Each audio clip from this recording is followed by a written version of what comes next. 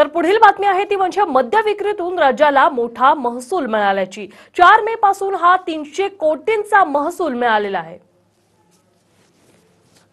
आता आपण थेट जाणार आहोत आरबीआय गव्हर्नर यांची पीसी पत्रकार परिषद सुरू झाली आहे तिथे। That faith shines brightest and comes to our rescue.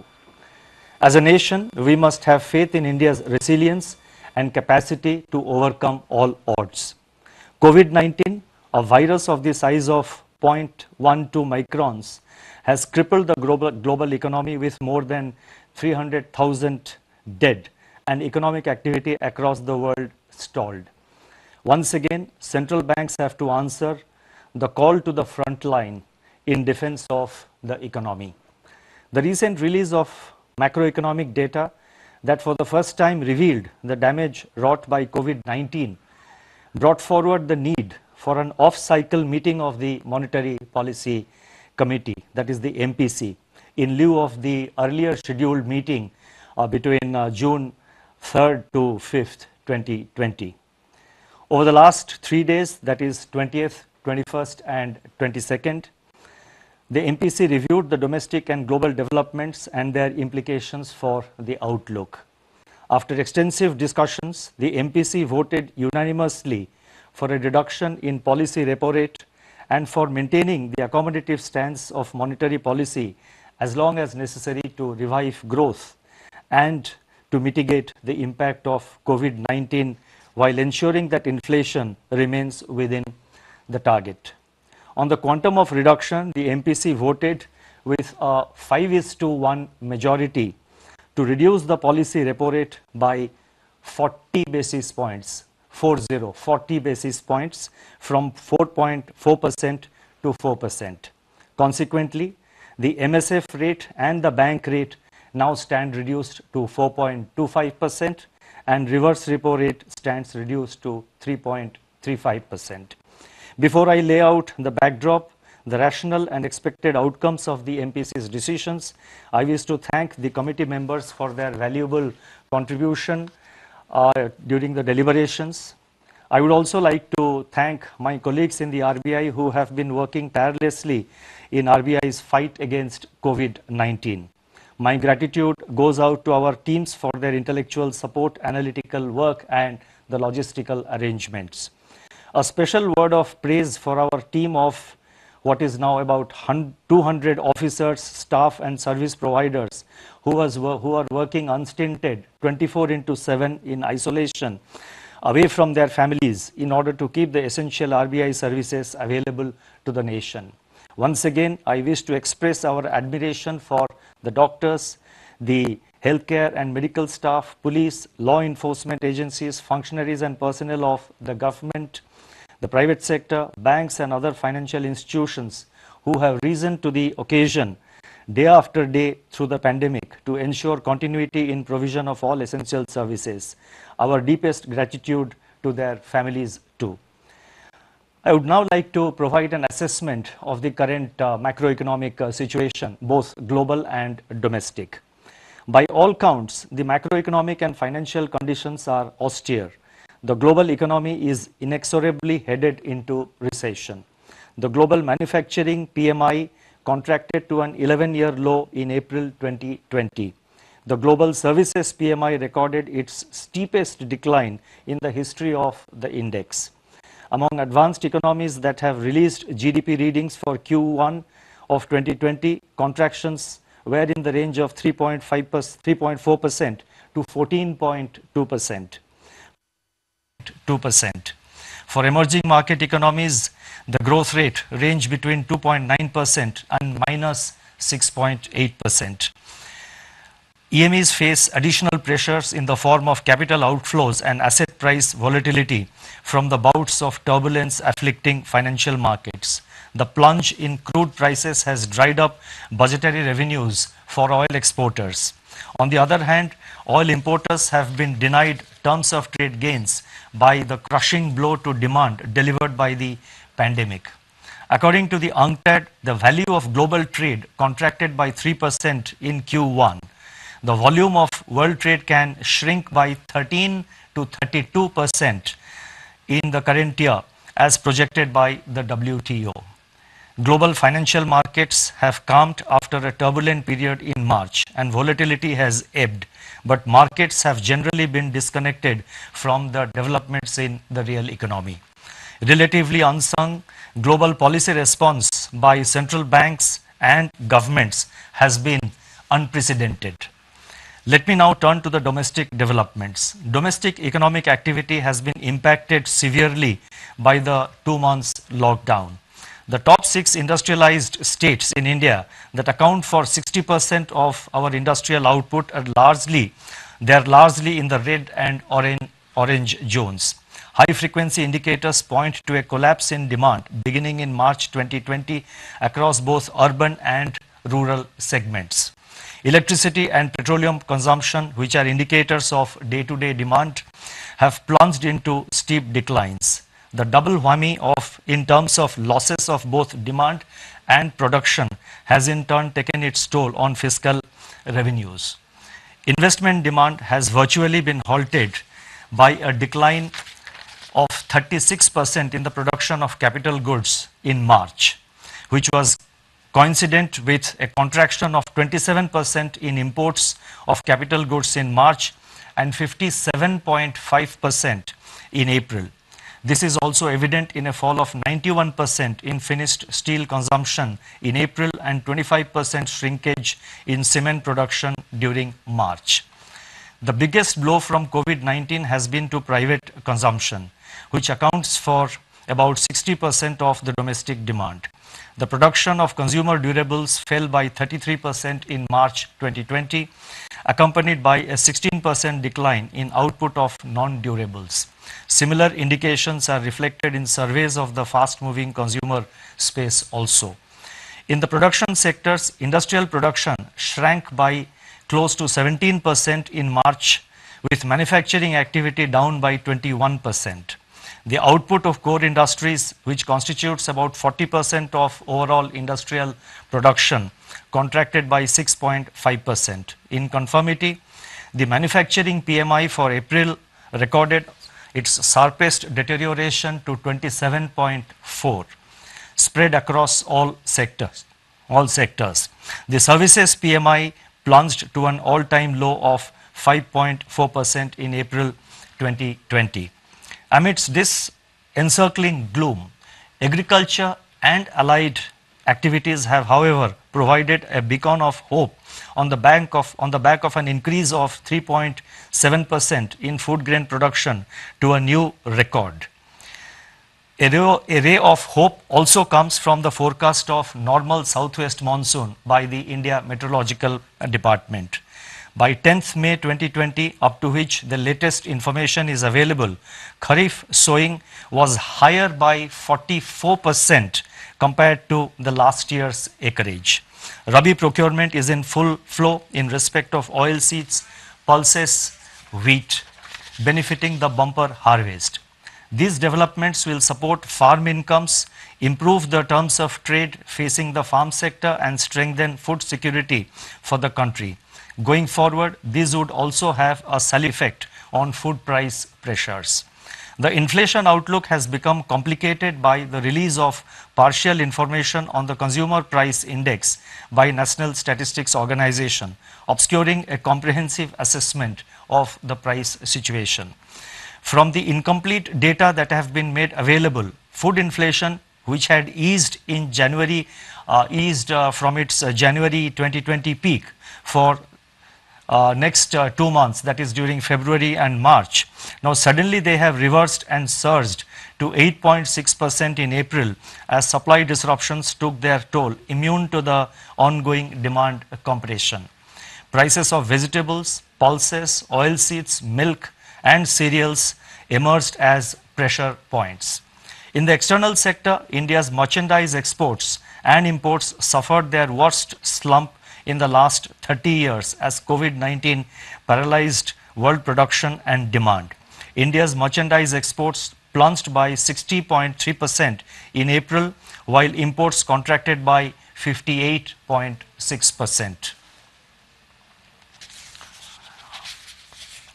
India's foreign exchange reserves have, however, increased by 9.2 billion during 2021, that is from 1st April onwards, and so far, that is up to 15th of May, our foreign exchange forex reserves, they stand at 487 billion US dollars, which is equivalent to 1 year's imports. I now go to the outlook with regard to inflation and growth. Against this backdrop, the MPC assessed that inflation outlook is highly uncertain. The supply shock to food prices in April may show persistence over the next few months, depending upon the state of lockdown and the time taken to restore the supply chains after relaxation of the lockdown. Among the pressure points, the elevated level of pulses inflation is worrisome and warrants timely and swift supply-side interventions, including a reappraisal of the import duties. Immediate step-up of open market sales, PDS offtake by FCI to offload some part of excess stocks can also cool down cereal prices and also create room for Rabi procurement. Given the current global demand-supply balance, international crude oil prices, metals, and industrial raw materials are likely to remain soft. This would ease input costs for domestic firms. Deficient demand may hold down pressure on core inflation, although persisting supply dislocations impart uncertainty to their near-term outlook. Much will depend on the shape of the recovery after COVID-19. Accordingly, the MPC is of the view that headline inflation may remain firm in the first half of 2020, but should ease in the second half, aided also by favorable base effects. By Q3 and Q4 of the current financial year, it is expected that the headline inflation will fall below the target of 4%. Thus, the MPC's forward guidance on inflation is directional rather than in terms of levels. Going forward, as and when more data are available, it should be possible to estimate the path of inflation with greater certainty. It is in the growth outlook that MPC judged the risks to be the gravest. The combined impact of demand compression and supply disruption will depress economic activity in the first half of the year. Assuming that economic activity gets restored in a phased manner, especially in the second half of this year, and taking into consideration favorable base effects, it is expected that the combination of fiscal, monetary and administrative measures being currently undertaken both by the government and the RBI would create conditions for a gradual revival in activity in the second half of 2021. Nonetheless, downside risks to this assessment are significant and contingent upon the containment of the pandemic and quick phasing out of social distancing and lockdowns. Given all these uncertainties, GDP growth in 2021 is estimated to remain in the negative territory, with some pickup in growth impulses in H2 2021 onwards. The end May 2020 release of NSO on national income should provide greater clarity, enabling more specific projections of GDP growth in terms of both magnitude and direction. Much will depend on how quickly the COVID curve flattens and begins to moderate. As the nation prepares for this future, the words of Mahatma Gandhi should inspire us to fight on. I quote, "We may stumble and fall, but shall rise again," unquote. The MPC is of the view that the macroeconomic impact of the pandemic is turning out to be more severe than initially anticipated. Beyond the destruction of economic and financial activity, livelihood and health are severely affected. Judging that the risks to growth are acute, while the risks to inflation are likely to be short-lived, the MPC believes that it is essential now to instill confidence and ease financial conditions further.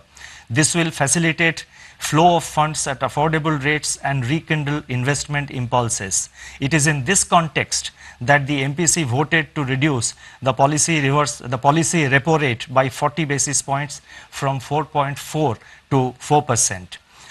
If the inflation trajectory evolves as expected, more space will open up to address the risks to growth. Now, I now turn to some regulatory and development policy announcements.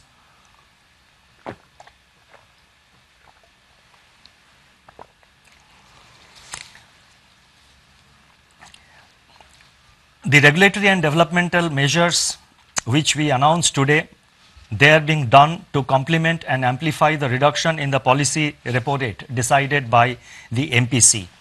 As I have said earlier, the RBI has been constantly monitoring the situation. We are extremely careful and very, at the level of vigilance is at its highest, is at its peak in RBI. Our entire team of officers are closely monitoring the developments in various segments of the economy, and you would have seen that over the past 2 or 3 months, as and when it was warranted, the RBI has not waited for a formal statement to be made by the governor, but we have been taking policy measures, and as and when the situation warrants, to the best of our ability, we are reacting to situations, we are trying to anticipate and also trying to be proactive, and that shall continue to be under the underlying theme of our approach. In my statement at the time of MPC meeting in February 2020, I had pointed out the increasing downside risks to global growth in the context of the outbreak of coronavirus, the full effects of which were still uncertain and unfolding at that time, that is in the first week of February. Since then, RBI has proactively managed liquidity conditions, expanding its array of measures, both conventional and unconventional. In the meantime, the monetary policy transmission to banks' lending rates has also continued to improve significantly. I have some details about the transmission of policy rates in the various segments of the financial markets. I have also data about the transmission of the policy rate to the new fresh loans being sanctioned by the banks. I am not reading them out. They are contained in my statement. Those who are interested may please have a look at the statement, which will be uploaded immediately after this statement on the television and in the YouTube is over. The decision of the MPC to reduce the policy repo rate and maintain the accommodative stance of monetary policy provides the opportunity for the RBI to announce certain additional measures against the backdrop of a deteriorating outlook for economic activity. These policy actions complement and strengthen each other in intent and reach. The measures being announced today can broadly be delineated under 4 categories. 1. Measures to improve the functioning of markets and market participants. 2. Measures to support exports and imports. 3. Efforts to further ease financial stress caused by COVID-19 disruptions by providing relief on debt servicing and improving access to working capital. And 4. Steps to ease financial constraints faced by the state governments. I first take up measures to improve the functioning of markets. The RBI had earlier announced a special refinance facility of 15,000 crore to SIDBI at RBI's policy repo rate for a period of 90 days for the lending and refinancing operations of the SIDBI. In order to provide greater flexibility to SIDBI, it has been decided to roll over the facility at the end of the 90th day for another 90 days. The next point relates to investments by the foreign portfolio investors, that is FPIs, under the voluntary retention route of the RBI.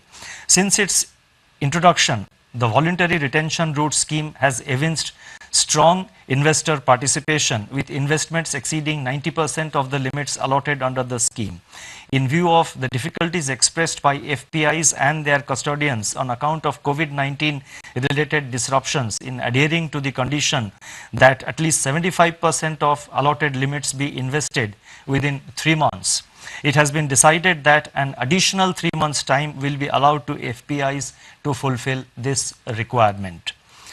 The next set of measures relate to our effort to support exports and imports. The deepening of the contraction in global activity and trade, accentuated by rapid spread of COVID-19, has crippled external demand.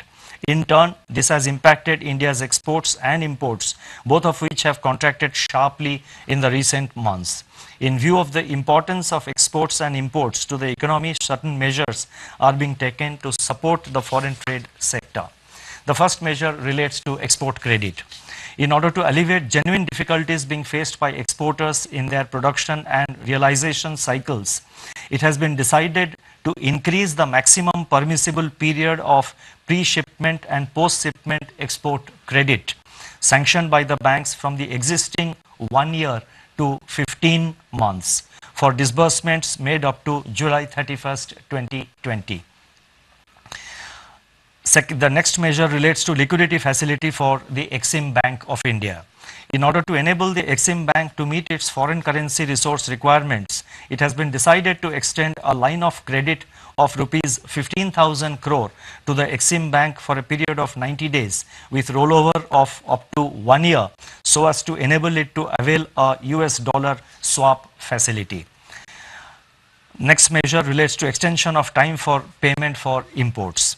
With a view to providing greater flexibility to importers in managing their operating cycle in a COVID-19 environment, it has been decided to extend the time period for completion of outward remittances against normal imports, that is excluding import of gold, diamonds and precious stones and jewelry, into India from 6 months to 12 months from the date of shipment of such imports made on or before July 31st, 2020.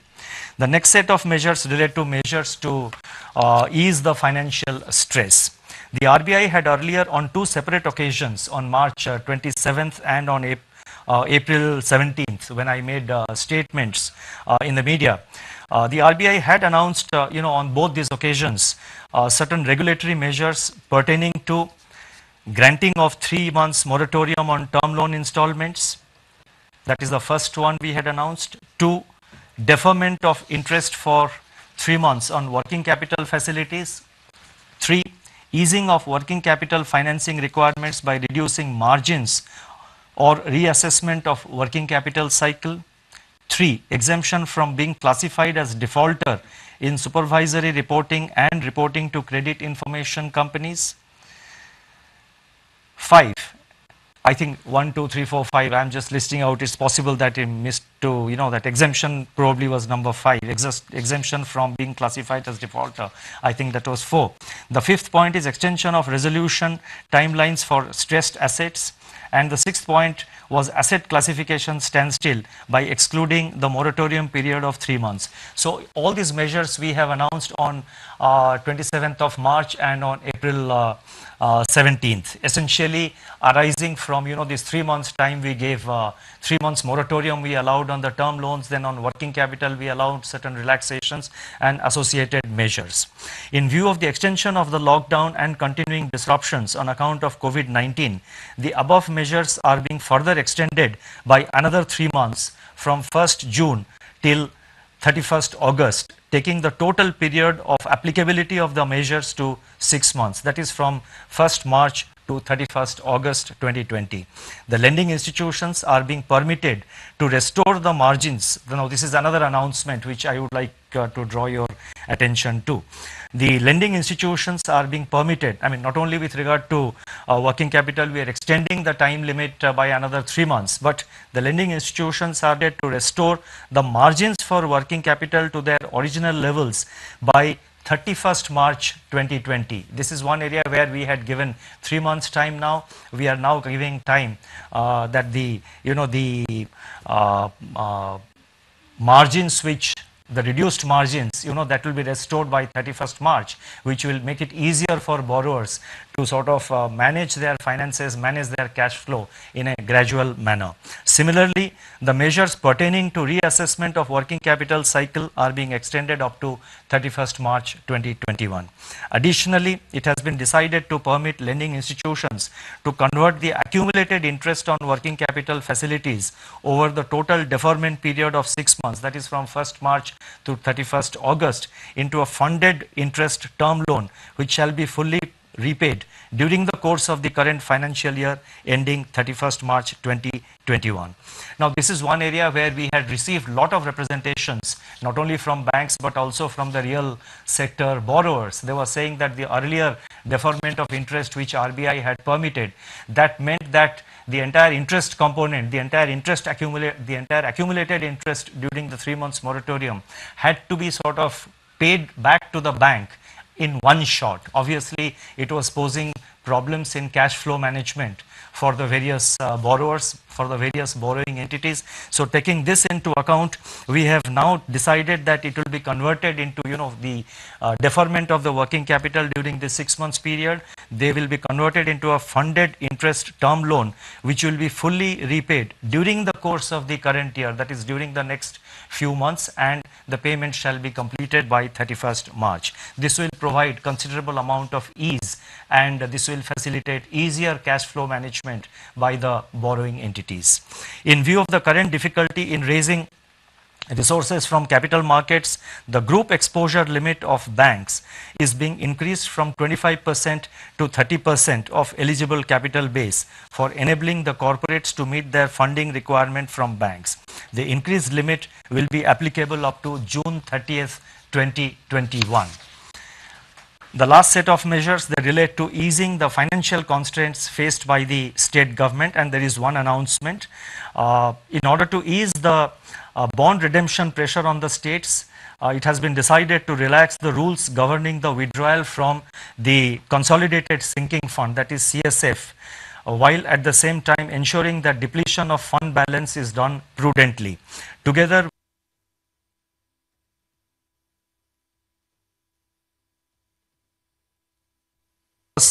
of their market borrowings which are due in the current year 2021.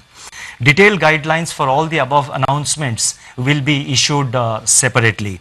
I now come to my concluding remarks.